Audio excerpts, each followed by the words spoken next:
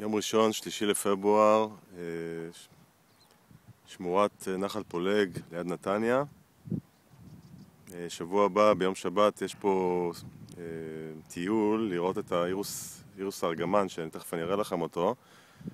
אתם מוזמנים להצטרף פה לנתן אמסטר, שהוא המורה שלי, אני פשוט לא אוכל להגיע, אז לכן אני מפרסם את הטיול בשמחה. יש לכם הרבה מה ללמוד ממנו וליהנות.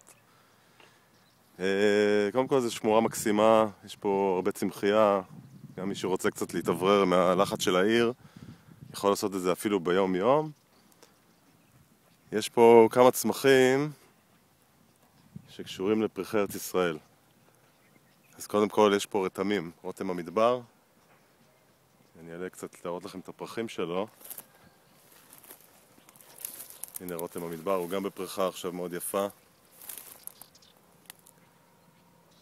רותם המדבר מדבר בתמציות פרחי ארץ ישראל על פחד ממוות. בעצם הוא ניתן לאנשים שהמוות הוא בעצם נמצא בפחד שלהם, הוא לא באמת אמיתי, אלא יש חוויה שנחוות כפחד מוות, ובעצם עוזר להם להבין שהמוות הוא רק בראש שלהם, והוא לא באמת קרב ומתקרב. כי באמת הסבל הכי גדול אולי של אנשים זה הפחד מהמוות, ולאו דווקא המוות עצמו, הרי אנחנו לא יודעים מה מסתתר מאחורי המוות.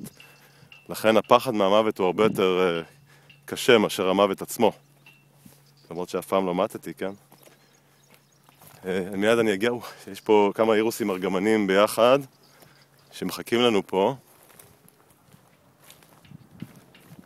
תכירו, נתקרב אליהם קצת. וואו, איזה יופי. זה האירוס הארגמן. כדאי לבוא לראות אותו כי הוא פורח פה, אני מניח שלא כמה שבועות. שבוע הבא הוא בטח כבר עדיין יהיה, אבל ממש ככה לקראת הסוף. אירוס הארגמן הוא... יש כמה סוגי אירוסים בתמציות פרחי ארץ ישראל. וואו. הוא מדבר על אופטימיות, הוא מדבר על תפיסה של אופטימיות מול פסימיות.